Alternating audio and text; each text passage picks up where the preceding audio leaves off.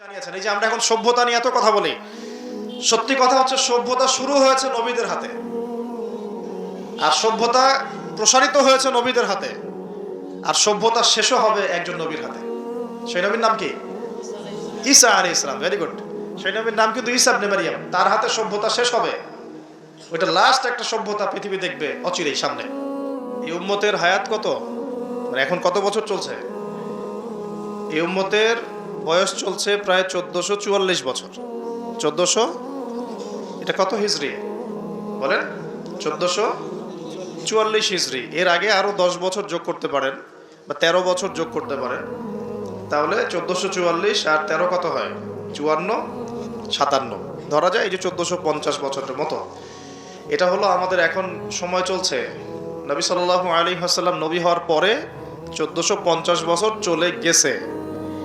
তো এই 1450 বছরের মধ্যে প্রথম 23 বছর আল্লাহ নবী সাল্লাল্লাহু আলাইহি ওয়াসাল্লাম নিজে ইসলাম প্রতিষ্ঠা করে চলে গেছেন।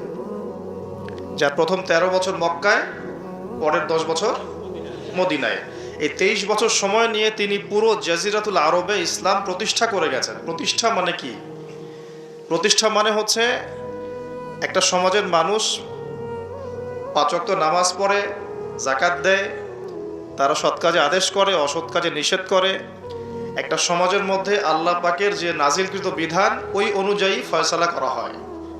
এটা হলো ইসলাম প্রতিষ্ঠা করা। আমি এখন কি করছি? আমি ইসলামের দাওয়াত দিচ্ছি। এখন আমি কি করছি? দাওয়াত দিচ্ছি। মনে করেন যে আল্লাহ না করুক এখানে কেউ কাউকে ধর্ষণ করলো, নাউজুবিল্লাহ, বা কেউ মদপান করলো, বা কেউ মুরতাদ হয়ে গেল। মুরতাদ বোঝেন কি? ইসলাম ত্যাগ করে চলে যাও। হ্যাঁ, এরকম বড় বড় হুদুদের মতো পাপ কেউ করলো, আমি তাকে কোনো শাস্তি দিতে পারবো না। পারবো না। আর কোনো কোনো ক্ষেত্রে আমাদের প্রশাসন এবং বিচার বিভাগও তাকে সেই শাস্তি দিতে পারবে না যা কোরআনে আছে, হাদিসে আছে। আমি খুব নম্রভাবে, সরলভাবে সত্য কথাগুলো বলার চেষ্টা করছি। কোরআনে একজন ব্যক্তি যদি ব্যভিচার করে, ব্যভিচার বুঝি, যেটা এখনকার ফ্যাশন হয়ে গেছে, ঠিক আছে না? 100 বেত্রাঘাত। কত বেত্রাঘাত? যদি অবিবাহিত হয়, যদি অবিবাহিত হয়। আর অবিবাহিতদের এই পরিসংখ্যান কত আল্লাহ ভালো জানেন। তা আমরা দোয়া করে আল্লাহ পাকে সমস্ত পথভ্রষ্ট দিনী ভাই বোনকে আল্লাহর পথে ফিরে আসার তৌফিক দান করুন। সূরা নূরের উপর আমল করার তৌফিক দান করুন। আল্লাহ পাক আমাকেও যেন তৌফিক দেন, আপনাদের সবাইকে তৌফিক দেন। আর যদি সেই ব্যক্তি বিবাহিত হয়, বিবাহিত হলে পাথর নিক্ষেপ করে রজম, অর্ধেক কোমর পর্যন্ত মাটিতে পুঁতে ফেলা, তারপরে পাথর নিক্ষেপ করে রজম করা।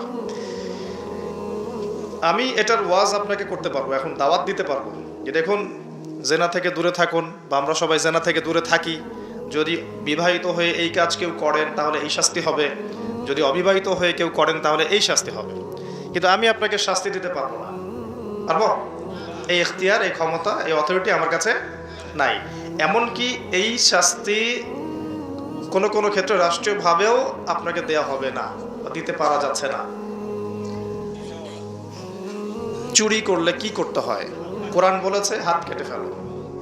কে বলেছে? কোরআন কার বাণী?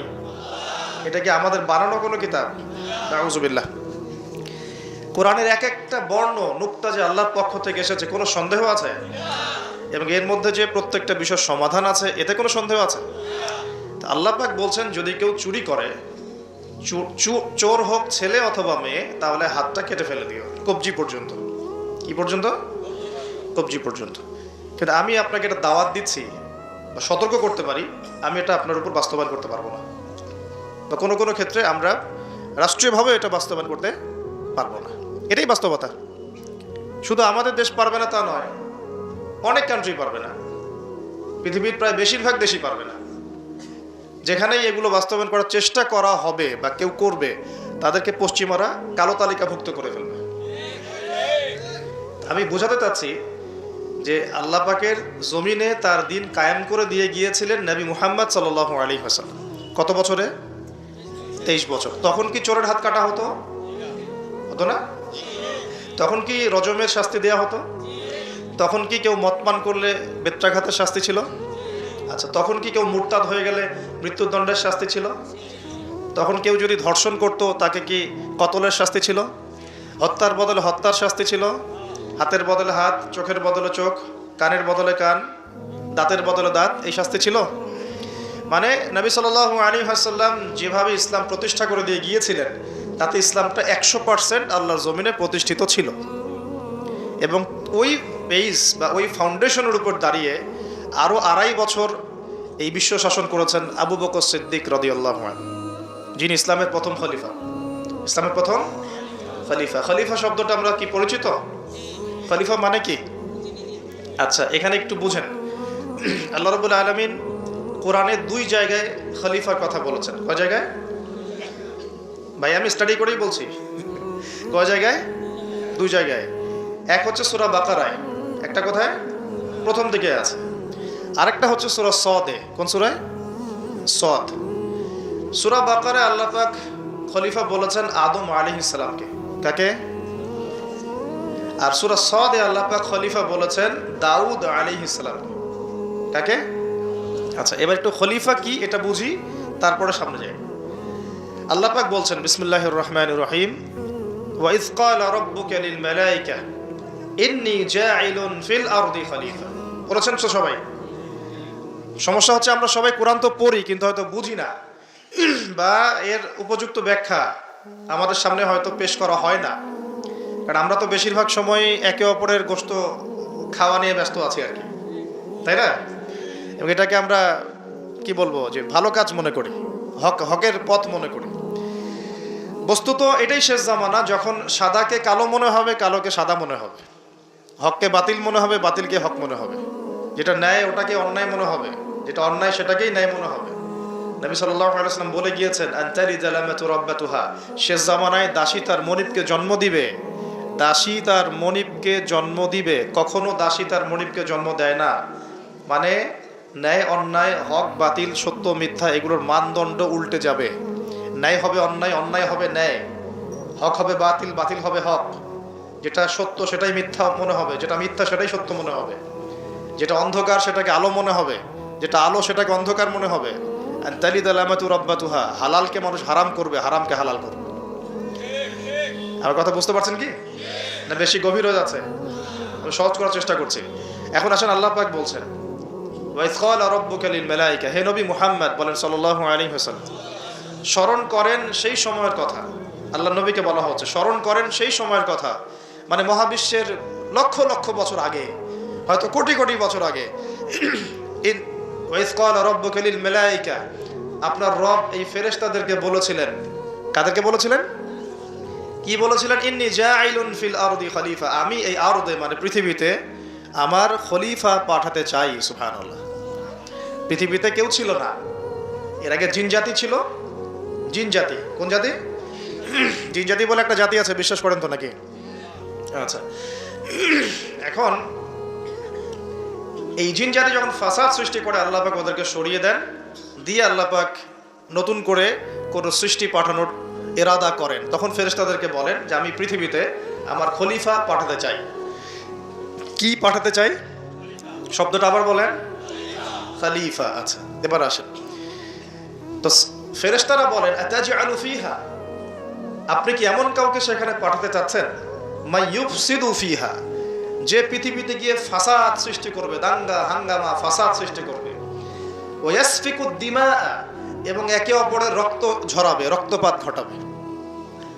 ওয়া নাহনু নুসাব্বিহু বিহামদিকা ওয়া নুকদ্দিসু লাক, অথচ আমরাই তো আপনার প্রশংসা করি, তাসবিহ পাঠ করি, কি প্রয়োজন? আপনি কি এমন কাউকে পাঠাতে চাচ্ছেন যে পৃথিবীতে গিয়ে 2টা কাজ করবে? ফেরেশতারা বলেছেন কয়টা কাজ করবে?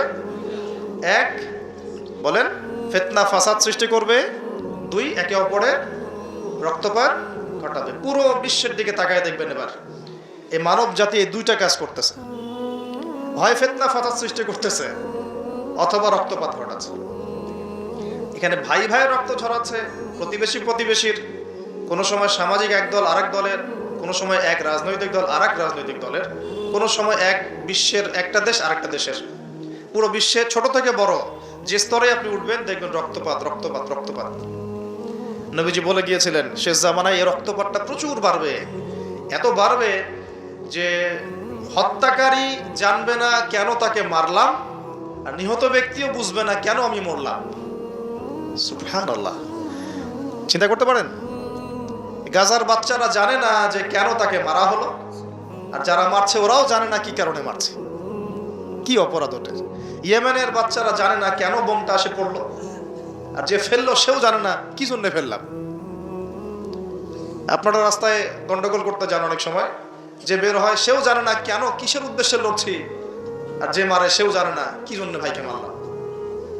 এটা শেষ জামানা। হত্যাকারী ব্যক্তি জানবে না যে কেন আমি হত্যা করছি, মাকতুল জানবে না যে কেন আমি মরলাম। শেষ জামানে হারাজ বাড়বে, হারাজ হারাজ হারাজ। নবীজি বলছেন হারাজ বাড়বে, সাহাবীরা বলছেন হারাজ কি ইয়া রাসূলুল্লাহ? নবীজি বলছেন যে মানে অস্বাভাবিক হারে হত্যাকাণ্ড বাড়তে থাকবে। আমি পরিসংখ্যান দিয়ে দিই আপনাকে দুইটা। শুধু প্রথম বিশ্বযুদ্ধেই এই 4-5 বছরের মধ্যে প্রায় 1.5 থেকে 2 কোটি মানুষ মারা গেছে। কত কোটি? আর আরো বেশি, অনেকে বলেন 2.5 কোটি 3 কোটি, আমি একটা মিনিমাম রেঞ্জ বললাম। আর দ্বিতীয় বিশ্বযুদ্ধে মারা গেছে প্রায় 6 থেকে 7 কোটি। 6 থেকে 7 কোটি। শুধু আমেরিকার একটা পারমাণবিক বোমা যেটা জাপানে পড়েছে হিরোশিমায়, ওতেই লক্ষ লক্ষ লোক মারা গেছে। এখন পর্যন্ত ওদের যে বংশ পরম্পরা, ওই যে পারমাণবিক বোমার যে প্রভাব, এটা এখন পর্যন্ত আছে। আর নাগাসাকিতে যেটা পড়েছে দ্বিতীয় বোমা, ওটার নাম ছিল ফ্যাটম্যান, আর প্রথমটার নাম ছিল লিটল বয়। এইগুলো অনেক আগের বোম। আর এখনকার পারমাণবিক বোমগুলো কত শক্তিশালী এটা বলার অপেক্ষা রাখে না। একটা পুরো দেশকে এক মুহূর্তে উড়াই দিতে পারে। বাংলাদেশের মতো একটা ছোট্ট দেশ, এরকম ছোট্ট একটা দেশকে একটা বোমা দিয়ে উড়িয়ে দেওয়া সম্ভব। ইংল্যান্ডের মতো একটা দেশকে একটা রাশিয়ান হাইপারসনিক ক্ষেপণাস্ত্র দিয়ে উড়িয়ে দেওয়া সম্ভব। আর এখনকার সমরবিদ্যা নিয়ে যারা ঘাটাঘাটি করেন, তারা এটা আশঙ্কা করছেন যে প্রথম বিশ্বযুদ্ধের মতো, দ্বিতীয় বিশ্বযুদ্ধের মতো আরো একটা তৃতীয় বিশ্বযুদ্ধ হয়তোবা বিশ্ববাসী দেখতে যাচ্ছে। হয়তোবা, আল্লাহ ভালো জানেন, আমরা তো গ্যারান্টি দিয়ে বলতে পারবো না, কিন্তু পরিস্থিতি ওইরকমই মনে হচ্ছে। তবে এতটুকু জেনে রাখেন, হাদিসের মধ্যে মালহামা নামে একটা শব্দ আছে। কি শব্দ? নবীজি বলেছেন ইউফ্রেটিস নদী মানে ফোরাত নদী। ইউফ্রেটিস কোন নদী? এই ফোরাত নদী অচিরেই তার ভূগর্ভস্থ সোনার পাহাড় বের করে দিবে। ফোরাত নদী অচিরেই তার সোনার পাহাড় বের করে দিবে, এবং ওই সোনাকে নিয়ে মারামারি করতে আসবে যে মানুষগুলো, তাদের মধ্যে প্রত্যেক 100 জনের মধ্যে 99 জন মানুষ মারা যাবে। আর একজন ব্যক্তি যে বেঁচে থাকবে, সে ধারণা করবে আমি সেই ব্যক্তি যে সোনাটা পাবো।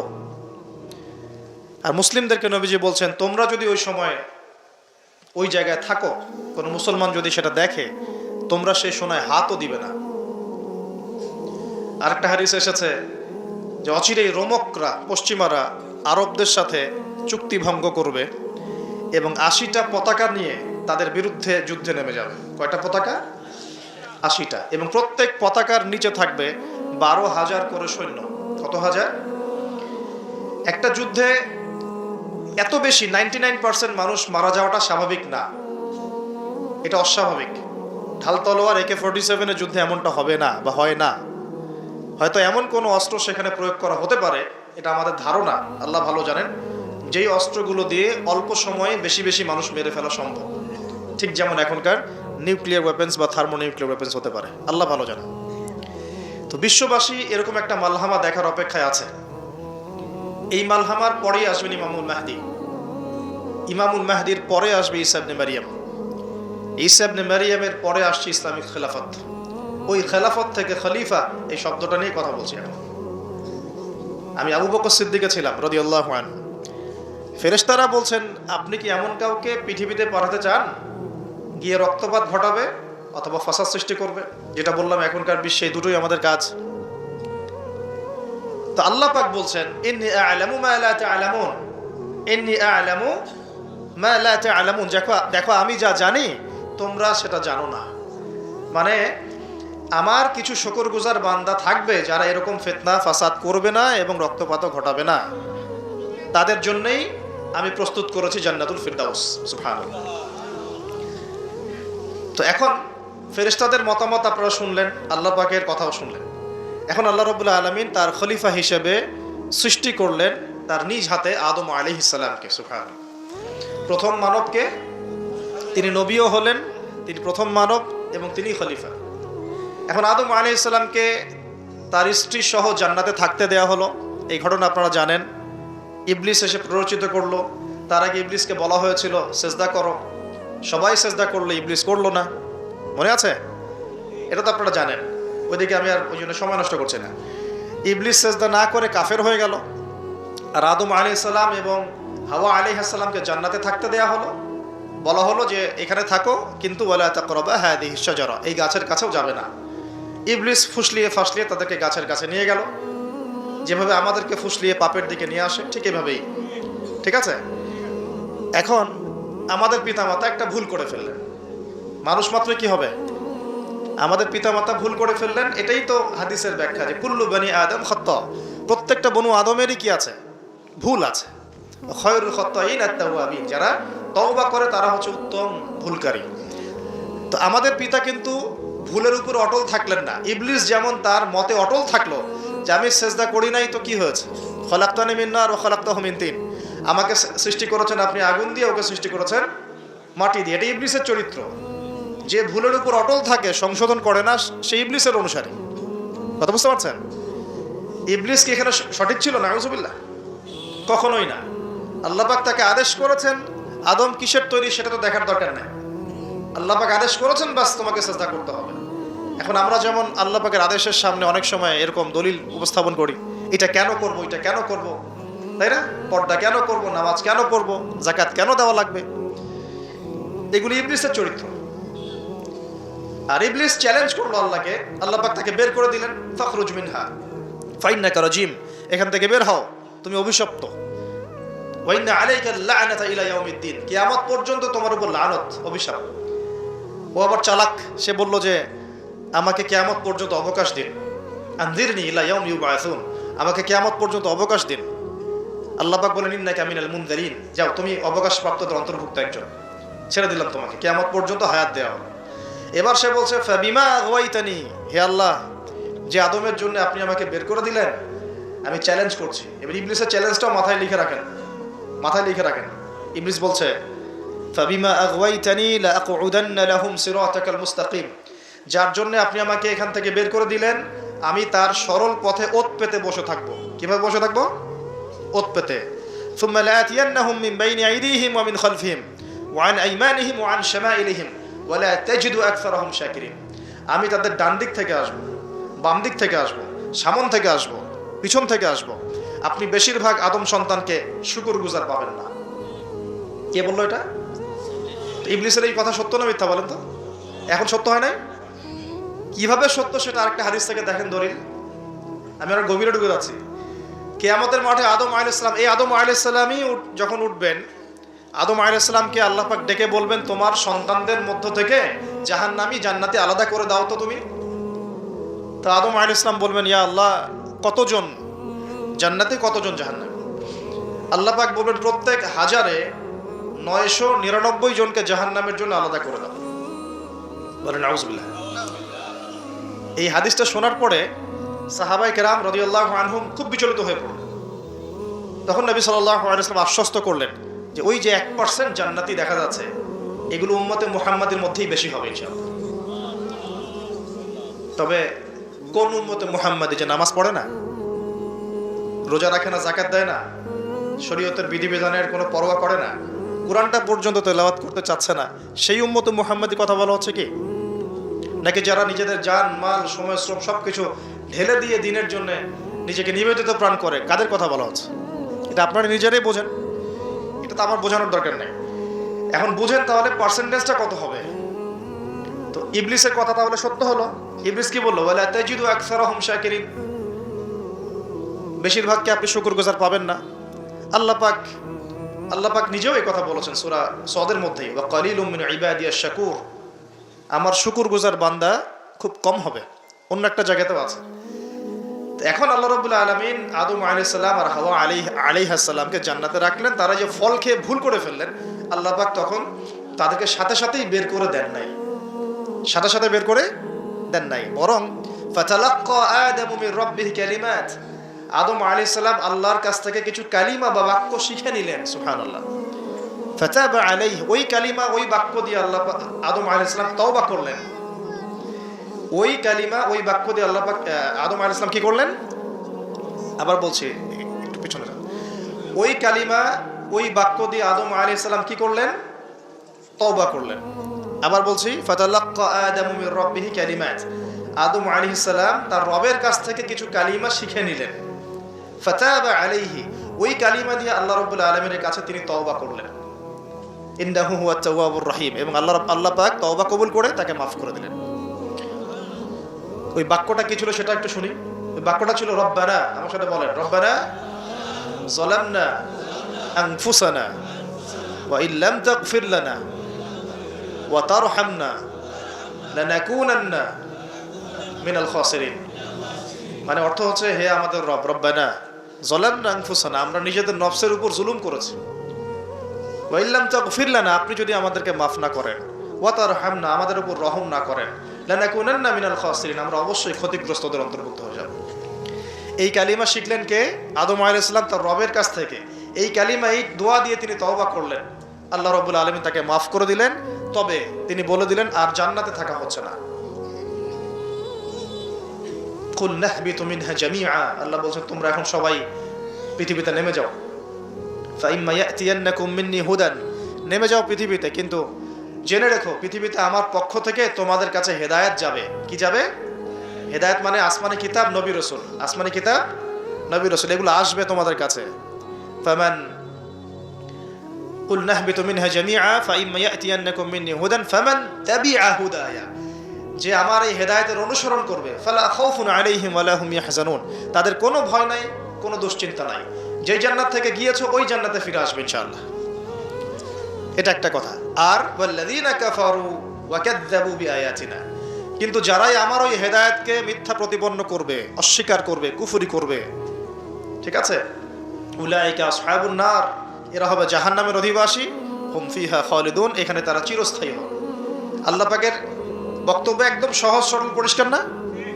দুনিয়াতে যাচ্ছ যাও, এটা চিরস্থায়ী নয়। এই সময়টুকুর মধ্যেই আমার পক্ষ থেকে কি আসবে বলেন? হেদায়েত আসবে, মানে যুগে যুগে নবী রাসূল আসবেন, আসমানি কিতাব আসবে। ফামান তাবিআ হুদায়া, তোমাদের মধ্যে যারা এই নবী রাসূলদেরকে মানবে, আসমানি কিতাব সমূহকে মানবে, তাদের কোনো টেনশন নাই, কোনো ভয় নাই, আবার জান্নাতে ফিরে আসবে ইনশাআল্লাহ। আর যারা নবী রাসূলকে মানবে না, আসমানি কিতাবের পরোয়া করবে না, নিজের প্রবৃত্তির দাসত্ব করবে, উলাইকা আসহাবুন নার, তারা জাহান্নামে যাবে, সেখানে চিরস্থায়ী হবে। হিসাব কি সহজ না কঠিন? একদম সহজ কথা আল্লাহ পাকের। এবার এই যে সিলসিলা শুরু, আদম আলাইহিস সালামকে আল্লাহ পাক কি বলেছেন? কি শব্দটা বলেছিলাম? খলিফা। এবার আদম আলাইহিস সালাম পৃথিবীতে এসে কি আবারও নতুন করে কোনো ভুল করেছিলেন? বলেন তো দেখি। উত্তর না, করেন নাই। মানে কান্নাকাটি করতে করতেই বছরের পর বছর চলে গেছে, শুধু কাঁদতে কাঁদতেই বছরের পর বছর চলে গেছে। পরবর্তী ভুল যেটা আমরা দেখি সেটা হলো হাবিল আর কাবিলের ভুল। কাবিল তার ভাই হাবিলকে হত্যা করেছে, তাই না? হিংসার বশবর্তী হয়ে। ওই যে এখনো দেখবেন আমাদের সমাজে যে ভাইয়ে ভাইয়ে মারামারি, এটা সেই হাবিল কাবিলের সুন্নত। এখানে আমরা কাবিল হব না, হলে হাবিল হব। প্রয়োজনে হাবিল হয়ে থাকবো, তাও কাবিল হতে যায় না। কারণ নবী সাল্লাল্লাহু আলাইহি ওয়াসাল্লাম বলেছেন, পৃথিবীতে প্রথম হত্যাকাণ্ড সংঘটিত করেছে কাবিল। ভালো করে শোনেন, যারা এই পথে আছেন ভালো করে শোনেন। পৃথিবীতে প্রথম হত্যাকাণ্ড সংঘটিত করেছে কাবিল। এ কারণেই কিয়ামত পর্যন্ত যত মানুষ খুন হবে, খুন, এই সমস্ত খুনের পাপের একটা অংশ কাবিলের আমলনামায় গিয়ে যুক্ত হবে। মনে করায় দেই, কাবিল একজন নবীর সন্তান। কার সন্তান? নবীর সন্তান। লূত আলাইহিস সালামের স্ত্রী একজন নবীর স্ত্রী। নূহ আলাইহিস সালামের স্ত্রী একজন নবীর স্ত্রী। আবু লাহাব সর্বকালের সর্বশ্রেষ্ঠ মানব মুহাম্মদ সাল্লাল্লাহু আলাইহি ওয়াসাল্লামের চাচা। আবার ফেরাউনের ওই স্ত্রী, তার নাম, দাসীর নাম কি? আসিয়া। তাহলে আমাদের বংশ আমাদের রং, আমাদের জাতীয়তা, আমাদের অর্থ সম্পদ, আমাদের টাকা পয়সা, আমাদের স্ট্যাটাস, আমাদের ভাষা, আমাদের এই গোত্রীয় বিভাজন, এগুলো আমাদেরকে আল্লাহ পাকের আযাব থেকে বাঁচাতে পারবে না যদি না আমরা আল্লাহ পাকের হুকুম আহকাম মেনে চলি। একজন নবীর ছেলে কোথায় যাচ্ছে? একজন নবীর স্ত্রী কোথায় যাচ্ছে? লূত আলাইহিস সালামের স্ত্রী কোথায় যাচ্ছে? আবু জাহেল কি আল্লাহ নবী সাল্লাল্লাহু আলাইহি ওয়াসাল্লামের চাচা ছিল না? আবু লাহাব কি চাচা ছিল না? তাহলে কিসের অহংকার, কিসের অহংকার, কিসের ফুটানি, কিসের গর্ব? শুধু তাকওয়াই পারবে আমাদেরকে সেভ করতে, আর কিছু না। অনেক গভীর হয়ে যাবে, বের হয়ে আসেন। আদম আলাইহিস সালাম তার জীবদ্দশায় আল্লাহ পাকের জমিনে যতদিন থেকেছেন, তিনি কি আল্লাহর বিধান মেনেছেন না শয়তানের বিধান মেনেছেন? তার উপরে আল্লাহ পাক কিছু নাজিল করেন নাই? সহিফা নাজিল করেছেন, অবশ্যই করেছেন না? এমনকি কিভাবে কাপড় পরিধান করতে হবে, কিভাবে চাষবাস করতে হবে, কিভাবে এই পৃথিবীতে বেঁচে থাকতে হবে, এগুলো আল্লাহ রাব্বুল আলামিন জিবরাইল আলাইহিস সালামের মারফতে শিখিয়েছেন। মানুষ কাপড় পরা জানতো না, কে শিখিয়েছেন? আল্লাহ পাক। আল্লাহ পাক পোশাক নাজিল করেছেন। শুরুতে মানুষ গাছের ছালপাতা পরে থাকতো না, এগুলো মিথ্যা কথা। আল্লাহ রাব্বুল আলামিন আসমান থেকে পোশাক নাজিল করেছেন প্রথম। জিবরাইল আলাইহিস সালাম শিখিয়েছেন কিভাবে সুতা বুনতে হয়, কিভাবে জমি চাষ করতে হয়, কোন কোন গাছ উপকারী, কোন কোন গাছ উপকারী নয়, কোনটা আমরা খেতে পারবো, কোনটা খেতে পারবো না, কোন প্রাণী আমাদের জন্য খাওয়া ভালো হবে, কোনটা খাওয়া ঠিক হবে না। আল্লাহ পাক ওহীর মাধ্যমে জানিয়েছেন। এগুলো আমরা জানতাম না, এগুলো আমরা জানতাম। এমনকি কোন গাছে ঔষধি গুণাগুণ আছে, এটা আদম আলাইহিস সালামকে কে জানিয়েছে? আল্লাহ পাক তার ওহীর মাধ্যমে জানিয়েছেন। এই যে আমরা এখন সভ্যতা নিয়ে এত কথা বলি, সত্যি কথা হচ্ছে সভ্যতা শুরু হয়েছে নবীদের হাতে, আর সভ্যতা প্রসারিত হয়েছে নবীদের হাতে, আর সভ্যতা শেষও হবে একজন নবীর হাতে। সেই নবীর নাম কি? ঈসা আলাইহিস সালাম। Very good. সেই নবীর নাম কিন্তু ঈসা ইবনে মারইয়াম। তার হাতে সভ্যতা শেষ হবে। ওইটা লাস্ট একটা সভ্যতা পৃথিবী দেখবে অচিরেই সামনে।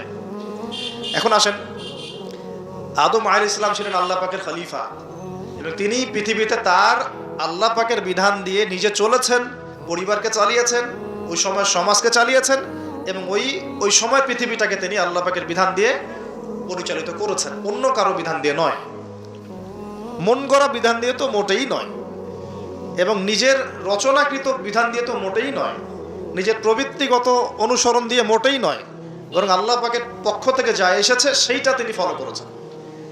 এই অনুসরণটা কি নূহ আলাইহিস সালাম করেন নাই? ইব্রাহিম আলাইহিস সালাম করেন নাই? মুসা আলাইহিস সালাম করেন নাই? ঈসা আলাইহিস সালাম করেন নাই? দাউদ আলাইহিস সালাম করেন নাই? সুলাইমান করেন নাই আলাইহিস সালাম? আমাদের নবী মুহাম্মদ সাল্লাল্লাহু আলাইহি ওয়াসাল্লাম তিনি কি করেন নাই? আমার কথা কি বুঝতে পারছেন? তাহলে তারা কি অনুসরণ করেছেন পৃথিবীতে? আল্লাহ পাকের ওহীর বিধান। কিসের বিধান? ওহীর বিধান। এখন আসেন, আরেকজন নবীকে আল্লাহ পাক বলেছেন খলিফা, তার নাম কি বলেছিলাম শুরুতে? দাউদ। কোন সূরায় আছে এটা? সদের মধ্যে। এইখানে আল্লাহ পাক আরো স্পষ্ট করে বলেছেন একজন খলিফার দায়িত্ব কি। খুব মনোযোগের সাথে শুনবেন। উপযুক্ত পরিবেশ মনে হচ্ছে বলে আলোচনাগুলো করছি, আপনারা খুব সুন্দরভাবে বসে আছেন, আমি কথা বলতে খুব কমফোর্ট ফিল করছি। আল্লাহ পাক বলছেন যে ইয়া দাউদ, হে দাউদ, ইন্না জাআলনাকা খলিফাতান ফিল আরদ, আমি আল্লাহ তোমাকে পৃথিবীতে আমার খলিফা করেছি। সুবহানাল্লাহ।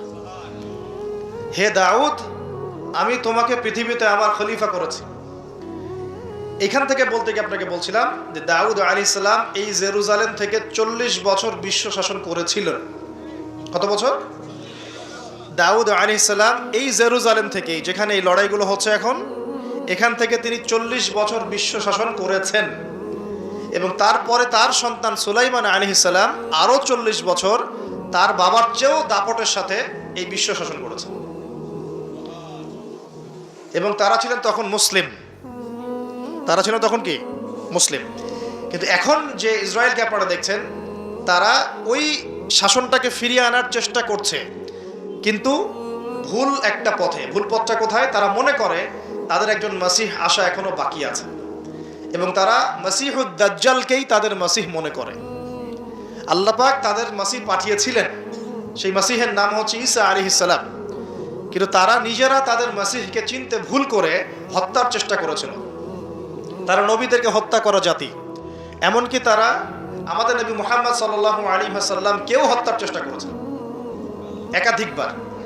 তো তারা মাসিহ ঈসা আলাইহিস সালামকে হত্যার চেষ্টা করেছিল, আল্লাহ পাক তাকে উঠিয়ে নিয়েছেন এবং তাদেরকে পরীক্ষা ফেলে আল্লাহ পাক মাসিহুদ দাজ্জালকেই তাদের কাছে মাসিহ মনে করিয়ে দিয়েছেন। এখন তারা দাজ্জালের জন্য তাদের প্ল্যাটফর্মটা রেডি করছে। এই কারণেই এই সংঘাতগুলো আপনারা দেখছেন। দাজ্জালের কনসেপ্টটা না বুঝতে পারলে এখনকার জিওপলিটিক্সটা বুঝতে পারবেন না। ইউনাইটেড নেশনস আপনাদেরকে জিওপলিটিক্স বোঝাতে পারবে না। জিওপলিটিক্সটা বুঝতে হলে দাজ্জালের কনসেপ্ট লাগবে। তাদের ধারণা তাদের মাসিহ আসলে পরে তারা ওই ফিলিস্তিন থেকেই, জেরুজালেম থেকেই আবারও বিশ্ব শাসন করবে, এটা ওরা ধারণা করে। এই ধারণায় তারা বিগত 100 বছর থেকে কাজ করে যাচ্ছে। কত বছর থেকে? এবং কাজ করতে করতে করতে করতে এখন দেখেন কি অবস্থা। প্রায় বেশিরভাগ জায়গায় তারা দখল করে ফেলেছে। তারা রাজনীতি নিয়ন্ত্রণ করে ফেলেছে, তারা রাষ্ট্র গঠন করে ফেলেছে, তারা রাজধানী পর্যন্ত ঘোষণা করেছে, তারা অর্থনীতি নিয়ন্ত্রণ করে ফেলেছে, তারা ব্যাংকিং ব্যবস্থা নিয়ন্ত্রণ করে ফেলেছে, ব্যবসা বাণিজ্যের বড় বড় সেক্টর নিয়ন্ত্রণ করে ফেলেছে, প্রযুক্তিগুলো নিয়ন্ত্রণ করে ফেলেছে, অস্ত্রশস্ত্রগুলো মজুত করে ফেলেছে। এখন তারা যা ইচ্ছা তাই করতে পারে। এই কাজগুলো তারা কেন করছে এটা আপনারা বুঝতে পারছেন না। কেন তারা হাসপাতালে বোম মারবে? কেন শিশুদেরকে হত্যা করবে? কেন নিরীহ ফিলিস্তিনিদেরকে এখান থেকে উৎখাত করবে? কেন? আপনার তো একটা কুকুরের গায়ে লাথি মারতে মায়া লাগে, মায়া লাগে না? কিন্তু কিভাবে নির্দয়ভাবে এই কাজগুলো তারা 100 বছর থেকে করতে পারছে? কারণ তারা মনে করে তারা সঠিক কাজ করছে। তারা মনে করে যে তারা এই জায়গার মূল মালিক, এই জায়গার মূল মালিক তারা এটা মনে করে। এবং তারা নীলনদ, মিশরের নীলনদ থেকে ফরাত নদী পর্যন্ত পুরো জায়গাটাকে হোলি ল্যান্ড মনে করে, পবিত্র জায়গা মনে করে। এবং তারা মনে করে যে আল্লাহ পাক তাদেরকে ওই জায়গাটা দিয়েছেন, এই জায়গায় ফিলিস্তিনিদের থাকার কোনো অধিকার নাই। এই কারণেই তারা মুসলমানদের উপর বিগত এই 70-80 বছর থেকে, বলা যায় প্রায় 100 বছর থেকে, কারণ 1914 সালে তারা ঢুকেছে, এখন 2023 সাল চলছে, এই পুরো সময়টা জুড়ে তারা যে নির্বিচার বাড়িঘর দখল করা, জমি দখল করা, ধর্ষণ, শিশু হত্যা, ভাইদেরকে কারাগারে নিক্ষেপ করা, হ্যাঁ, নির্বিচার হত্যাযজ্ঞ, এগুলো কেন চালাচ্ছে? কারণ তারা মনে করে ওই জায়গাটা তাদের, এবং তারা মনে করে যে তাদের মাসিহ আসা মাত্রই তারা ওইখান থেকে বিশ্বটাকে শাসন করবে। এবার কি মিলাতে পারছেন বিষয়টা কোন দিকে যাচ্ছে? এবং সত্যি কথা বলতে কি, তাদের মাসিহ, তারা যাকে মাসিহ মনে করে, সেই মাসিহুদ দাজ্জাল সত্যি সত্যি সেখান থেকে আসবেও এবং ইহুদিদেরকে নিয়ে সে বিশ্ব শাসন করবেও। দাজ্জাল আসবেও এবং ইহুদিদেরকে নিয়ে সে বিশ্ব শাসন করবেও। এটা আমাদের নবী সাল্লাল্লাহু আলাইহি ওয়াসাল্লাম বলে গেছেন। এটা হবে সর্বশেষ জালেমদের শাসন, সর্বশেষ। এবং কত দিন শাসন করবে সেটাও নবীজি বলে গিয়েছেন সাল্লাল্লাহু আলাইহি ওয়াসাল্লাম। আল্লাহ নবী বলে গিয়েছেন সে শাসন করবে 40 দিন। কতদিন? যার প্রথম দিনটা হবে 1 বছরের সমান। অলৌকিক না বিষয়টা? দ্বিতীয় দিনটা হবে 1 মাসের সমান, তৃতীয় দিনটা হবে 1 সপ্তাহের সমান, বাকি দিনগুলো হবে আমাদের দিনের মতো। পৃথিবীর সামনে এটা অপেক্ষা করছে, পৃথিবীর সামনে এটা আসা অপেক্ষা করছে মাত্র। এই যে ওদের দৌরত্ব আপনি দেখছেন জায়নিস্টদের, এটা এমনি এমনি না। এই যে পশ্চিমা মদত, আমেরিকার সাহায্য, ব্রিটেনের সাহায্য, পুরো পশ্চিমা বিশ্বের সাহায্য, এত শক্তি, এত দাপট তারা দেখাচ্ছে, যা ইচ্ছা তাই করে ফেলছে। ইচ্ছা হলো 200টা বাচ্চাকে মেরে ফেললাম, কেউ বলার কিছু নাই। আশপাশের আরব কান্ট্রিগুলো তাকায় তাকায় ফুটবল খেলা দেখছে, ঠিক আছে? সবাই সর্বোচ্চ এতটুকু বলতে পারে, আমরা নিন্দা জানাই, আমরা এর তীব্র প্রতিবাদ জানাই, দ্যাটস অল, এতটুকু। আরবের তেল সব নিয়ন্ত্রণ করে ফেলেছে। আরবের চতুর্পাশে তার প্রতিবেশী রাষ্ট্র স্থাপন করেছে এবং প্রত্যেকটা রাষ্ট্রে সে মুনাফিকদেরকে বসিয়ে দিয়েছে। এত এত কিছু কিভাবে করতে পারছে? কি মনে হয় আপনাদের কাছে? এমনি এমনি নয়, এর সাথে মাসিহুদ দাজ্জালের একটা গভীর সম্পর্ক আছে। এবং দাজ্জাল এই ইহুদিদেরকে নিয়েই বিশ্ব শাসন করবে, নবী সাল্লাল্লাহু আলাইহি ওয়াসাল্লাম বলে গেছেন। আর এই ইহুদিরা নবীর যুগে কি হালে ছিল? বনু কুরাইজা, বনু কাইনুকা, বনু নাজির, এই 3টা কওমের সাথে আল্লাহর নবী নিজে সশস্ত্র যুদ্ধ করেছেন, করে ওদেরকে বের করে দিয়েছেন মদিনা থেকে। তারপর তারা খায়বারে গিয়ে আশ্রয় নিয়েছে। আলী রাদিয়াল্লাহু আনহু হাতে এই খায়বারও বিজয় হয়েছে। সবাইকে বের করার পরে নবীজি ইন্তেকালের কয়েকদিন আগে বলে গিয়েছিলেন, বাকি যারা আছে অবশিষ্ট, এদেরকে তোমরা এই জাজিরাতুল আরব থেকে বের করে দিও। কে বলে গিয়েছিলেন? এখন তার উম্মত দেখেন কি অবস্থা। চারপাশে বসে, ওই জেরুজালেমের চারপাশে আরব রাষ্ট্র রহব আছে, বসে বসে তামাশা দেখছে। 100 বছর হয়ে গেল। তো আমি এই জায়গা থেকে এখানে আসছি, ওইখান থেকেই দাউদ আলাইহিস সালাম বিশ্ব শাসন করেছিলেন। আল্লাহ পাক তাকে বলছেন খলিফা। কি করেছিলেন তিনি? আল্লাহ পাক তাকে বলছেন, ইয়া দাউদ, একটু মনোযোগের সাথে শুনেন, হে দাউদ, ইন্না জাআলনাকা খলিফাতান ফিল আরদ, আমি আল্লাহ তোমাকে এই জমিনে খলিফা করেছি। সুবহানাল্লাহ। এবং ওই জমিন বলতে কিন্তু এখন জেরুজালেম, আরদ মানে এখানে কিন্তু ওই বাইতুল মুকাদ্দাস, তিনি ওখান থেকেই বিশ্ব শাসন করেছিলেন। তোমার দায়িত্ব কি হে দাউদ, তোমার কাজটা কি? ফাহকুম বাইনান নাসি বিল হক, সূরা সাদ পড়ে দেখেন। তোমার কাজ হচ্ছে মানুষের মাঝে, অনুসারী জনগণের মাঝে তুমি ন্যায় বিচার প্রতিষ্ঠা করবা। কি করবা? তার মানে একজন, যে কেউ, একজন মেম্বার হোক, একজন চেয়ারম্যান হোক, একজন এমপি হোক, একজন মন্ত্রী হোক, একজন পিএম হোক, যাকে আল্লাহ পাক যেখানে দায়িত্ব দিবেন, খলিফা হিসেবে তার কাজ কি বলেন তো? ফাহকুম বাইনান নাসি বিল হক, সত্য ন্যায়ের মানদণ্ডে মানুষের মাঝখানে বিচার ফয়সালা করো, বাস, এটা আপনার কাজ। নেতৃত্ব দিলে দোষের কিছু নাই, নেতৃত্ব পেলেও দোষের কিছু নাই, কিন্তু ফাংশনটা কি? একজন খলিফার কাজটা কি? আবু বকর সিদ্দিক কেমন খলিফা ছিলেন, ওমর কেমন ছিলেন, ওসমান কেমন ছিলেন, আলী কেমন ছিলেন রাদিয়াল্লাহু আনহুম আজমাইন, তার এই আয়াতের উপর আমল করতেন। ফাহকুম বাইনান নাসি বিল হক, মানুষের মাঝখানে ন্যায় বিচার করো। ন্যায় বিচার কথা বলা হয়েছে, ন্যায় বিচার। এখন ন্যায় বিচার কতটুকু কি হচ্ছে না হচ্ছে এটা আপনারা আমার চেয়ে ভালো জানেন, আমি এইসব নিয়ে কথা বলতে চাই না, কিন্তু আমাদের কাজ এতটুকুই, যাকে আল্লাহ পাক যেখানে দায়িত্ব দিবেন ন্যায় বিচার। আরো আল্লাহ বলছেন, আয়াতটা শেষ হয়নি, আরো সামনে একটু আছে। আল্লাহ পাক বলছেন, ওয়ালা তাত্তাবিউল হাওয়া, ন্যায় বিচার করো এবং নিজের হাওয়া প্রবৃত্তির অনুসরণ করো না, নিজের মন গড়া বিধানের অনুসরণ করো না, নিজের প্রবৃত্তির দাসত্ব করো না। যদি করো তাহলে কি হবে? ইউদিল্লাকা আন সাবিলিল্লাহ, তাহলে আল্লাহ পাকের এই সরল পথ থেকে ওই প্রবৃত্তির অনুসরণ তোমাকে বিচ্যুত করে দিবে। কার কথা এগুলা? আল্লাহর কথা। ইন্নাল্লাযীনা ইউদিল্লুনা আন সাবিলিল্লাহ, পরের আয়াত, নিশ্চয় যারা আল্লাহ পাকের সরল পথ থেকে বিচ্যুত হয়ে গেছে, লাহুম আযাবুন শাদীদ, তাদের জন্য কঠিন শাস্তি আছে। আযাবুন শাদীদ মানে কঠিন শাস্তি আছে। বিমা নাসু ইয়াউমাল হিসাব, এই কারণে যে তারা হিসাবের দিনটা ভুলে গিয়েছে। এই দুইটা আয়াত আমি শোনাই দিলাম আপনাকে। আল্লাহ পাক যাকে যেখানে দায়িত্ব দিবেন সব সময় এই দুইটা আয়াত মাথায় রাখবেন, যে আল্লাহ পাক আপনাকে দাউদ আলাইহিস সালামের মতো কাজ দিয়েছেন, আল্লাহ পাক আপনাকে আদম আলাইহিস সালামের মতো কাজ দিয়েছেন। যাকেই দেখ, X Y Z whoever he is, এটা আমাদের দেখার বিষয় না। আমরা ধর্মতাত্ত্বিক দৃষ্টিকোণ থেকে শুধু মূলনীতিগুলো বলবো। তাহলে এখানে খলিফার কাজ কি বুঝতে পারলাম? মানুষের মাঝে ন্যায় বিচার প্রতিষ্ঠা করা, প্রবৃত্তির দাসত্ব না করা। যদি করি তাহলে কঠিন শাস্তি অপেক্ষা করছে। এখন আসেন, আল্লাহ নবী সাল্লাল্লাহু আলাইহি ওয়াসাল্লাম কি এই আয়াতের উপর আমল করে যান নাই? গিয়েছেন না যান নাই? তার জীবদ্দশায়, তার 23 বছরের এই নববী জীবনে কেউ কখনো জুলুমের শিকার হয়েছিল? বলেন তো, কেউ বলতে পারবে বুকে হাত দিয়ে যে একজন মানুষ জুলুমের শিকার হয়েছে? তার রেখে যাওয়া ইসলামের এই প্ল্যাটফর্মের উপরে আবু বকর সিদ্দিক শাসন চালিয়েছেন 2.5 বছরের মতো। আবু বকর সিদ্দিকের সময় কি কেউ জুলুমের শিকার হয়েছিল? তিনি কি এই আয়াতগুলোর উপর আমল করেছিলেন না করেন নাই? তাহলে তিনি একজন সফল খলিফা ছিলেন। আমরা খলিফা এবং খেলাফা দুটার ব্যাখ্যা বুঝতে পারলাম। যে খলিফা আল্লাহ পাকের বিধান মেনে বিচার ফয়সালা করে, ওই শাসন ব্যবস্থাটাকেই বলা হয় খিলাফা। এটা নতুন কোনো মৌলবাদী শব্দ নয়, আমরা ভুল বুঝি, আমাদেরকে ভুল বোঝানো হয়। একজন খলিফা যে আল্লাহ পাকের বিধান অনুযায়ী বিচার ফয়সালা করে, তার ওই শাসন ব্যবস্থাটাকে বলা হয় খিলাফা, যেটা আসবে সামনে ঈসা আলাইহিস সালামের হাতে। এখন আপনি সর্বোচ্চ পর্যায়ে যান বিশ্বের, ইউনাইটেড নেশনস, এখানে খিলাফা কায়েম আছে? অনেস্টলি বলেন, এখানে কি আল্লাহর বিধান দিয়ে বিচার ফয়সালা করা হয়, নাকি ওদের পশ্চিমাদের মন গড়া বিধান দিয়ে করা হয়? 100-200 কেন, একদিনে যদি 1000টা বাচ্চাকেও বোম মেরে হত্যা করে দেয়, তারপরে ওরা ইসরায়েলের পাশেই থাকবে, বলবে আমরা আমাদের বন্ধুর পাশে আছি। আমাদের যদি এর পরেও চোখ না খুলে, তাহলে নিশ্চিত আমরা ইন্টারনালি ব্লাইন্ড, আধ্যাত্মিকভাবে অন্ধ হয়ে গেছে। আর যারা অন্ধ তারাই তো অন্ধ দাজ্জালের অনুসরণ করবে। আমি জানি আমাদের উপরের লেভেলে যারা আছেন তারা এগুলো সব ভালো করেই বোঝেন, কিন্তু পরিবেশ পরিস্থিতির কারণে অনেক সময় তারা সত্য কথা বা সাহস করে অনেক কিছু বলতে পারেন না। কারণ তারা অবশ্যই বুঝেন, তারা মুসলিম পরিবার থেকে এসেছেন।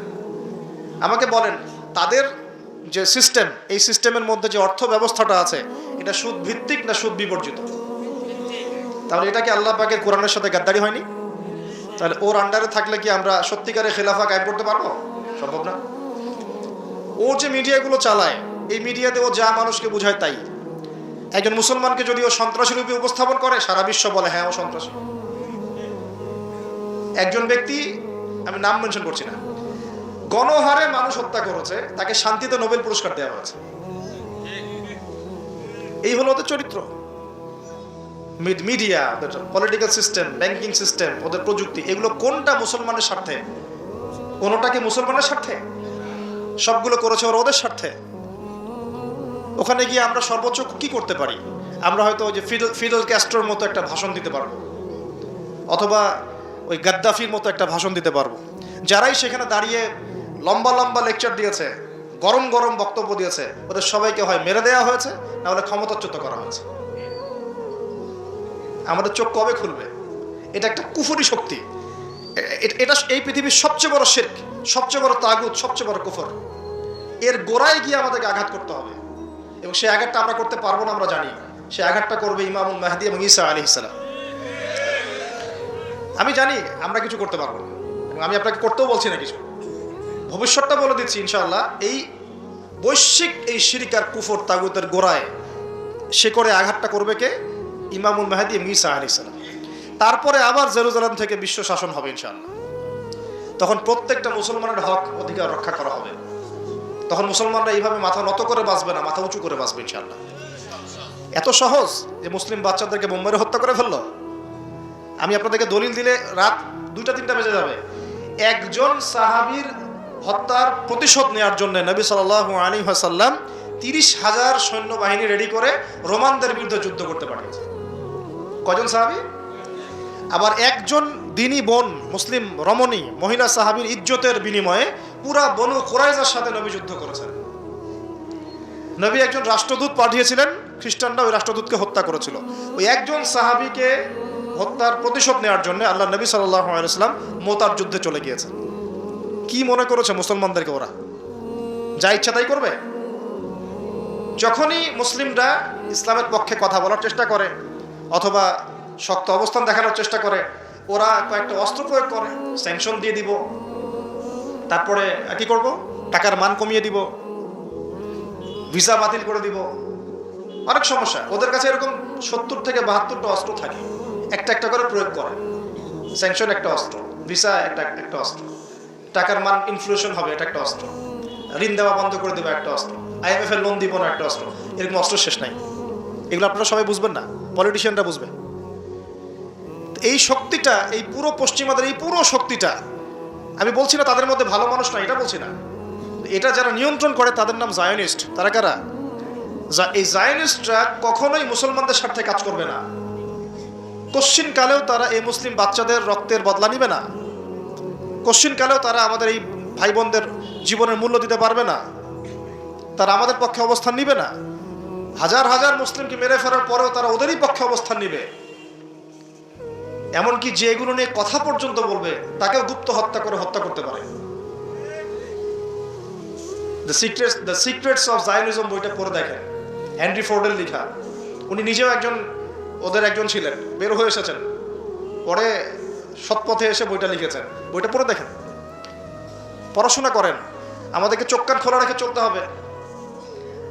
আমি এই মূল জায়গা থেকে আস্তে আস্তে শেষের দিকে আসতেছি, একটু মনোযোগ ধরে রাখেন। এটা হলো খেলাফা এবং খলিফার ফাংশন। এখন আবু বকর সিদ্দিক কি এটা আমল করে দেখেন নাই? উমর ইবনুল খাত্তাব, তার 10 বছরের শাসন। কত বছর?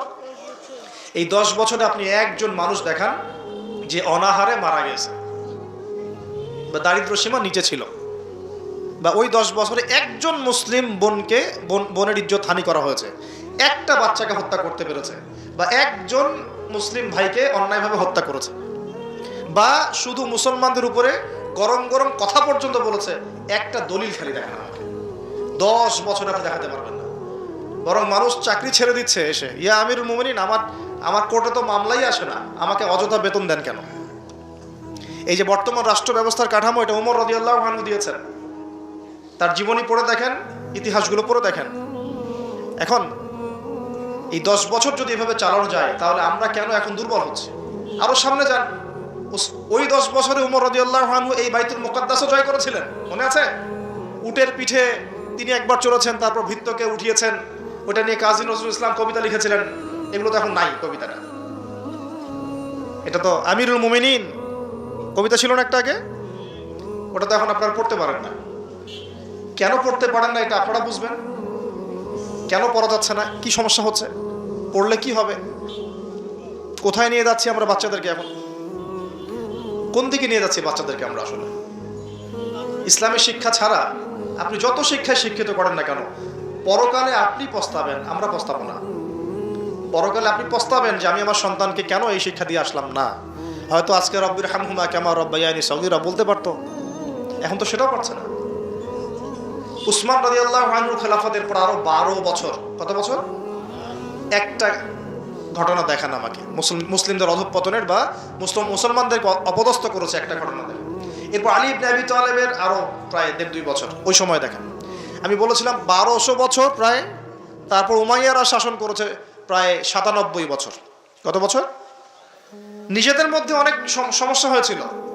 যেমন এখন আমাদের সবাই মুসলিম ভাই, পলিটিক্যালি নিজেদের মধ্যে সমস্যা হয় না? এরকম সমস্যা হয়েছিল উমাইয়া খেলাফতেও, উসমান রাদিয়াল্লাহু আনহুর সময়ও, আলী ইবনে আবি তালেবের সময়ও।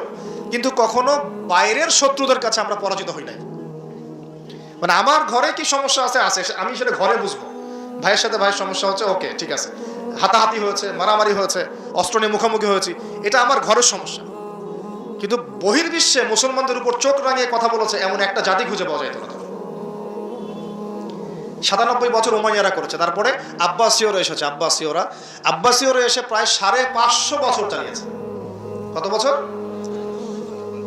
এর পর আসছে মামলুক, তারপরে ফাতেমিরা, ওইদিকে কর্ডোভাতে ছিল ইসলামিক খেলাফত, ওই আন্দালুসিয়ায়, এখনকার স্পেন, ইতালি, এগুলো সব আমাদের ছিল। তারপরে সালাহউদ্দিন আইয়ুবী রাহিমাহুল্লাহর আইয়ুবী শাসন এসেছে। তারপরে জেঙ্গিদের শাসন এসেছে। মোগলদেরটা জানেন আপনারা, আফগানদেরটা জানেন, এমনকি হিন্দুস্তান পর্যন্ত দেখেন নাই? এটা পুরো আমাদের আওতাভুক্ত ছিল এক সময়, ইংরেজরা আসার আগ পর্যন্ত। এভাবে বিশ্ব এগিয়ে গেছে ইসলামের হাত ধরে। কখনো কাউকে জোর করে ফোর্স করে মুসলমান করানো হয় নাই, কখনো কোনো অমুসলিমের অধিকার খর্ব করা হয়নি। এবং একজন অমুসলিম যদি আমাদের আন্ডারে থাকতো, তার অধিকার সবার আগে নিশ্চিত করা হয়েছে। যাকাত সবাই প্রদান করত, সালাত আদায় করত, সবাই কোরআনওয়ালা ছিল, ওলামায়ে কেরামদেরকে সম্মান করা হতো, মসজিদ মাদ্রাসা গড়ে তোলা হয়েছিল, সুদ ছিল না, মানুষ হালাল খেত, এবং মুসলিমদের একটা ঐক্যবদ্ধ সামরিক শক্তি ছিল। আস্তে আস্তে আস্তে আস্তে বিগত বেশি দিন না, আমার স্টাডি হচ্ছে বিগত মাত্র 100 থেকে 150 বছর, লাস্ট 100 থেকে 150 বছরে আমাদের পুরো টেবিলটাই উল্টে গেছে মনে হয়। এক্স্যাক্টলি উসমানী খেলাফতের পতনের সময় থেকে 1914 সালে এটার পতন ঘটেছে, প্রথম বিশ্বযুদ্ধের সময়। এরপর থেকেই কেন জানি এই যে বিগত 100 বছরে পুরো বিশ্বের চিত্রটাই উল্টায় গেল। যারা আমাদেরকে কর দিত এক সময়, ট্যাক্স, ওরা এখন আমাদেরকে বলে ঋণ দিব কি দিব না। সুবহানাল্লাহ, আপনারা চিন্তা করেন একটু বিষয়টা। যারা আমাদেরকে ট্যাক্স দিয়ে আমাদের জমিতে থাকতো, ওরা আমাদেরকে বলে লোন লাগলে অ্যাপ্লাই করতে হবে, শর্ত সাপেক্ষে দিতে পারি, তা আবার চড়া সুদে। ওরা বলে যে পলিটিক্যাল সিস্টেম আমাদের কেমন হবে, ও ইন্টারফেয়ার করতে চায়, ও এসে নাক গলাতে চায় যে তোমাদের রাষ্ট্র ব্যবস্থা কিভাবে চলবে। ওরা এসে এখন ঠিক করে দেয় যে আমাদের সংস্কৃতি কেমন হবে, আমাদের শিক্ষানীতি কেমন হবে, ইত্যাদি ইত্যাদি। যে জেরুজালেমে ঢোকার আগে ওদেরকে 10 বার চেকিং করতে হতো, ওখানে আমরা ত্রাণ পাঠাতে পারছি না। ওখানে আমরা মুসলমানরাই আমাদের ভাইকে ত্রাণ পাঠাতে পারছি না। নির্বিচারে মানুষ মারছে, কিন্তু আমরা গিয়ে প্রতিহত করতে পারছি না, আমরা ফোর্স পাঠাতে পারছি না। আপনি বিশ্বাস করেন বাংলাদেশে যারা উপর থেকে নিচু লেভেলে যে সেক্টরে মানুষরা আছেন, এদের মধ্যে বহু ইমানদার মানুষ আছে, বহু ইমানদার মানুষ আছে। পলিটিশিয়ানদের মধ্যে, র্যাবে, বিজিবিতে, আর্মিতে, আনসারে, প্রত্যেকটা জায়গায় এমন বহু মানুষ আছে যাদেরকে যদি আপনি পাঠাতেন যে যাও ওই জালেমদের বিরুদ্ধে অস্ত্র ধরো, দেখতেন ওরা বুক পেতে শহীদ হয়ে যেত। বহু মানুষ আমাদের দেশে আছে, ইমান আমরা লালন করি বলেই তো কথাগুলো বের হচ্ছে। আমাদের জায়গা, আমাদের জমি, আমাদের ভাই, আমাদের বোন, আমাদের বাচ্চাকে মেরে শেষ করে ফেললো, আমরা সামান্য প্রতিবাদটুকু করতে পারছি না। প্রতিবাদ করার প্ল্যাটফর্মটা কোথায়? জাতিসংঘে যেতে হবে। জাতিসংঘে গিয়ে প্রতিবাদ করে লাভটা কি হবে? ও বলবে যে আমি তার পাশে আছি, শোনায় নিবে। বাংলাদেশের মতো ছোট একটা দেশ যে পরিমাণ সাহস দেখিয়েছে, ওখানে আরবের বড় বড় মুসলিম রাষ্ট্রগুলো সেই সাহস দেখাতে পারে নাই। কিসের ওয়াইসি, নাটক, সার্কাস মনে হয় এগুলাকে। 110-20 জন বসবে, খ্যাপসা খাবে, খ্যাপসা আর ওই যে কি ফাহাম, এগুলো খাবে বসে বসে। কোকাকোলা পান কর, কোকাকোলা, স্প্রাইট। শেষমেশ সবাই মিলে একটা সিদ্ধান্তে আসলো যে নিন্দা জানানো দরকার, নিন্দা জানাই। কেন নিন্দা জানাই? আরবের জনগণ তো খেপে যাবে। জনগণ তো ইমানদার, জনগণ বলবে যে আপনারা কিছু করেন না কেন। ওদেরকে দেখানোর জন্য মিটিংটা আয়োজন করব। আজ পর্যন্ত কি পদক্ষেপটা নিয়েছে? 15,000 মানুষের জীবনের মূল্য কি এই 1500 টাকার ত্রাণে চলে যাবে? এত ত্রাণ দিলেই হয়ে যাবে? কেউ কেউ তো বর্ডার পর্যন্ত বন্ধ করে রেখে দিচ্ছে যে এখানে আসতেও দিব না। এই হিস্ট্রি একদিন 2 দিনের না, আমি এক মিনিটে বলতে পারবো না। আপনারা ডক্টর রাগিব সারজানি এবং ডক্টর আলী মোহাম্মদ সাল্লাভি, তাদের ইতিহাসের বইগুলো পড়েন। ফিলিস্তিন নিয়ে বহু কিতাব আছে। এটা বিশাল ইতিহাস। এটা এখন অক্টোবর মাসের ঘটনা না, এটা অক্টোবর মাসের 6 তারিখে নতুন করে শুরু হয়েছে মাত্র। এটা প্রায় 97 বছর থেকে চলছে। কখনো এই রমজানে, কখনো সেই রমজানে, কখনো এই ইস্যু নিয়ে, কখনো সেই ইস্যু নিয়ে, কখনো নিজেরাই এটাকে সৃষ্টি করে। করতে করতে আস্তে আস্তে আস্তে আস্তে 76 ভাগ জায়গা ওরা এখন দখল করে ফেলছে। আর আমি বললাম এদের সাথে দাজ্জালের মারাত্মক সম্পর্ক আছে, সামনে বুঝতে পারবেন। তো এটা একদিন 2 দিনের ইতিহাস নয়। আর এই প্রতিহতটা মানুষ আজকে নতুন করে করছে এমন নয়, প্রতিহত করেছে অনেকেই। অনেক সংগঠন এখানে প্রতিহত করে করে করে করে চলে গেছে। এখন না হয় আপনি হামাসকে দেখতে পাচ্ছেন, আগে তো সে ছিল না। ইন্তেফাদার আগে তো সে ছিলই না। নতুন করে তাকে প্রথম শুরু করেছিল ইখওয়ানুল মুসলিমিন। তার আগেও ওই যে কাসসাম ব্রিগেড, আপনার নাম শুনেছেন, ইজউদ্দিন কাসসাম, উনি প্রথম শুরু করেছিলেন 1935 সালের দিকে। ইতিহাসগুলো পড়তে থাকেন এবং কিভাবে তার আস্তে আস্তে এই জায়গায় ঘাঁটি গেড়েছে। এখন তারা কত শক্তিশালী আমাদের কল্পনার বাইরে। আমরা আমাদের আল্লাহ রাব্বুল আলামিনের কাছে দোয়ার চ্যানেল খোলা আছে। আমরা আমাদের মন থেকে দোয়া করবো ইনশাআল্লাহ। বলতে পারলে বলবো, লিখতে পারলে লিখবো, পণ্য বয়কট করতে পারলে করব, আমরা কূটনৈতিক সম্পর্ক ছিন্ন করতে পারলে করব। আমাদের পক্ষে যা করা সম্ভব তাই করবো ইনশাআল্লাহ। কারণ আমাদের তো হাত বাঁধা। দেখেন, আপনি চিন্তা করেন, চারপাশে আরব রাষ্ট্রগুলো তামাশা দেখছে। মাঝখানে মাত্রই 27 একর বর্গ কিলোমিটার জায়গা, 27 একর জায়গা আর কি, এটার মধ্যে বোম্বিং হচ্ছে। সবাই মানে 22 লক্ষ মানুষকে একটা জায়গায় নিয়ে এসে বোম মেরে হত্যা করা হচ্ছে। মানে ভাবটা এরকম যে ধরেন বাইতুল মোকাররমে সব মুসলমানকে ঢুকিয়ে বিষ প্রয়োগ করে হত্যা করা, যেমন এরকম আর কি, স্প্রে মেরে হত্যা করার মতো। অল্প একটু জায়গা, এর মধ্যে 22 লাখ মানুষকে ঢুকিয়ে দিয়ে বোম মেরে মেরে হত্যা করা হচ্ছে। এর চেয়ে বড় জুলুম পৃথিবী আর কোথাও দেখে নাই। ওই জায়গাটাকে আল্লাহ পাক বরকতময় বলেছেন, ওই জায়গাটাকেই আল্লাহ পাক বরকতময় বলেছেন। কেন? ওই জায়গা থেকে আল্লাহ পাক বেশি বেশি শহীদ কবুল করছেন, সুবহানাল্লাহ। এটাও বোঝেন, ওই জায়গা থেকে বেশি বেশি শহীদ আল্লাহর কাছে যাচ্ছে এবং তারা জীবিত, তারা জান্নাতে আছেন এখন ইনশাআল্লাহ। তবে শেষ করে দিয়ে একটা হাদিস দিয়ে এখানে নবী সাল্লাল্লাহু আলাইহি ওয়াসাল্লাম এই জায়গা সম্পর্কে বলেছেন, শেষ জামানায় লা তাযালু তাইফাতুন মিন উম্মতি যাহিরিন আলাল হক লা ইয়াদুররুহুম মান খাযিলাহুম।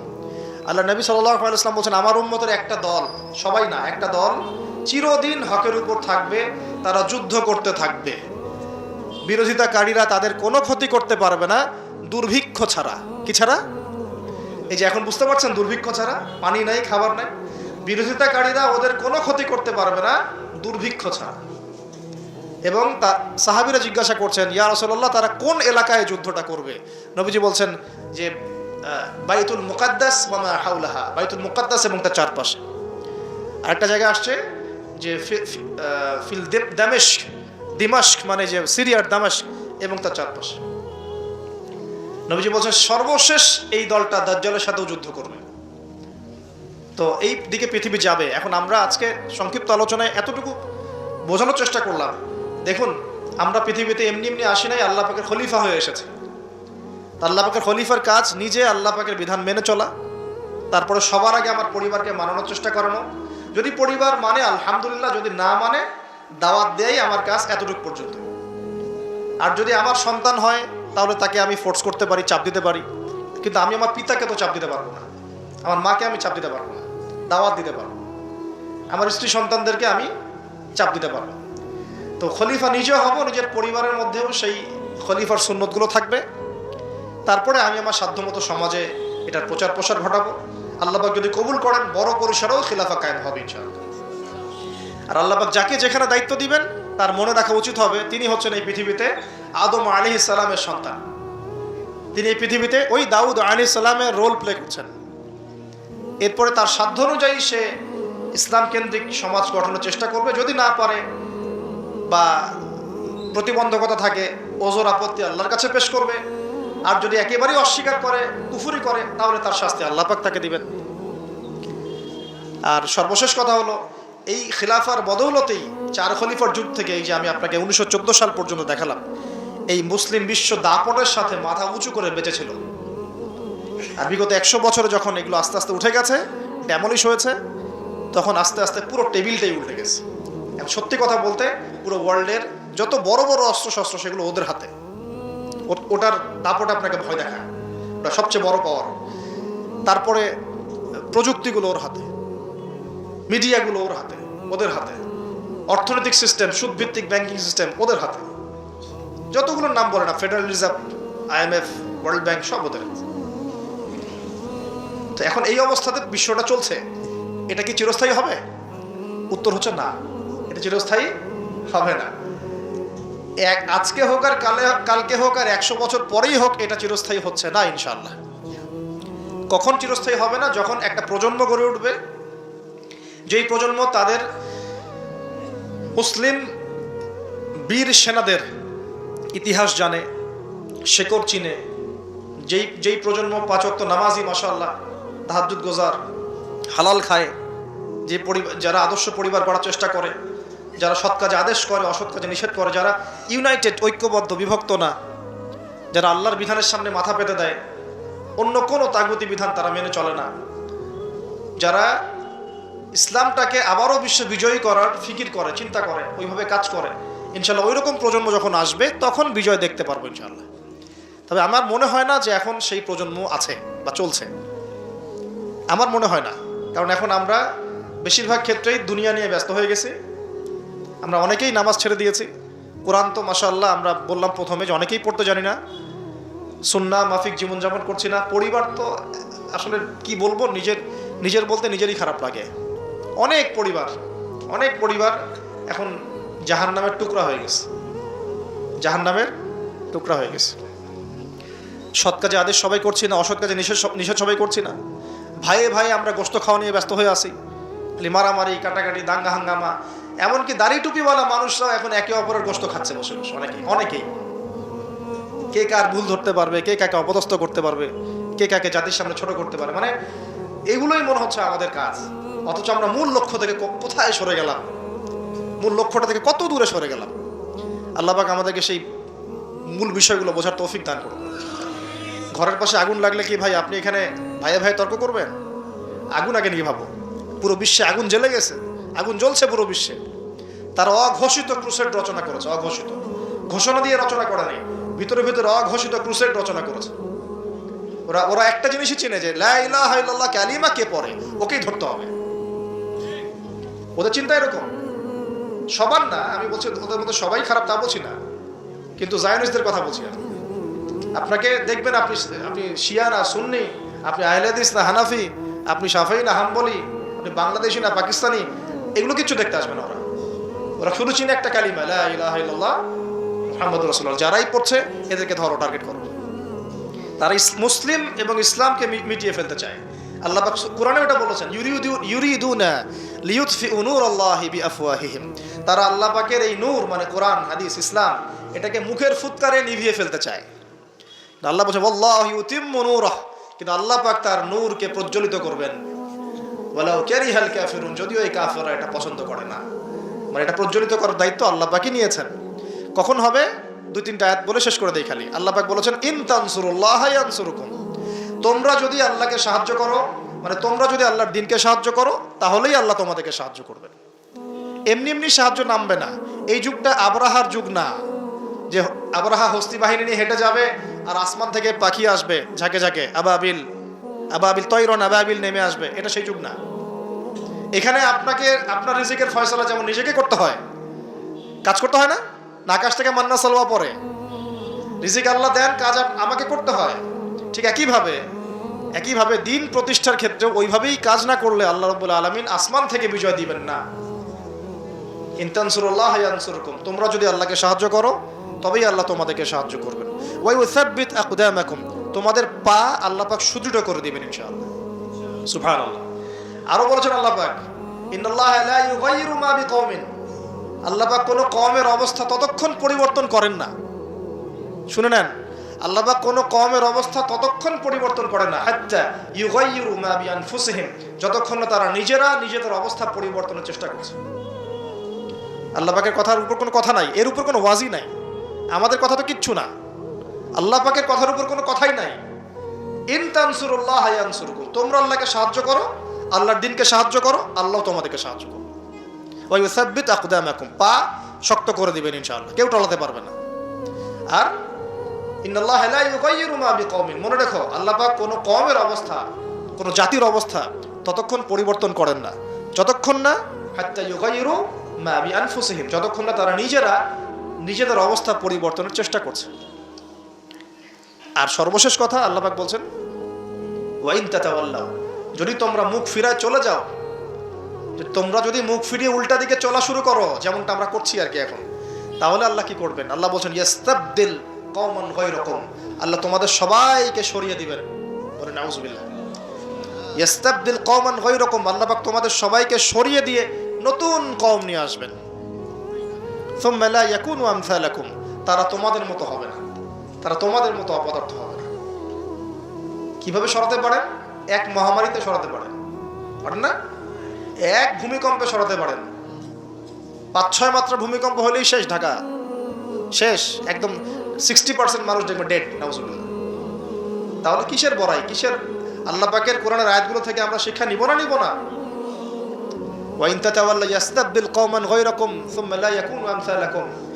সর্বশেষ আল্লাহ পাক বলেন, ইয়া আইয়ুহাল্লাযীনা আমানু, হে মুমিনগণ, ইসবিরু, তোমরা সবর করো, ইসবিরু ওয়া সাবিরু ওয়া রাবিতু, তোমরা সবর করো, সবরের প্রতিযোগিতা করো এবং তাকওয়া অবলম্বন করো এবং তোমাদের আখের গোছাও, তোমরা প্রস্তুতি নাও, তোমরা এসব বিজয়ের প্রস্তুতি নাও, লাআল্লাকুম তুফলিহুন, যাতে করে তোমরা সফল হতে পারো। আল্লাহ পাক আমাদের সবাইকে আলোচনা বোঝার তৌফিক দান করুন। আল্লাহ পাক আমাদের সবাইকে তার জমিনে তার খলিফা হওয়ার তৌফিক দান করুন। সেই সোনালী যুগের ইসলাম আবার ফিরিয়ে আনার তৌফিক দান করুন। আল্লাহ পাক ইসলামটাকে আমাদের কাছে বোঝার তৌফিক দান করুন। যারা ইসলামের বিকৃত ব্যাখ্যা করে, এইসব ব্যাখ্যা থেকে আল্লাহ পাক আমাদেরকে হেফাজত করুন। আল্লাহ পাক ইসলামের নামে সব ধরনের উগ্রপন্থা থেকে আমাদেরকে হেফাজত করুন এবং একই সাথে ইসলামের নামের সব ধরনের শিথিলতা থেকে আল্লাহ পাক আমাদেরকে হেফাজত করুন। আল্লাহ পাক আমাদেরকে মধ্যমপন্থী জাতি বানায় দেন, আপোষের সমস্ত ক্রন্দল আল্লাহ মিটায় দেন এবং আমাদের যুব সমাজকে কোরআনওয়ালা বানায় দেন, সুন্নাহওয়ালা বানায় দেন। আমাদের পরিবারগুলোকে আল্লাহ পাক জান্নাতের টুকরা বানায় দেন। আল্লাহ পাক আমাদের সন্তানদেরকে মানুষ করার তৌফিক দান করেন। আসন্ন সেই বিজয়ে আল্লাহ পাক আমাদেরকে অংশ নেওয়ার তৌফিক দান করেন। দিনের জন্য জানমাল ব্যয় করে, জানমাল সময় শ্রম যা আছে আল্লাহর জন্য ঢেলে দেওয়ার তৌফিক দান।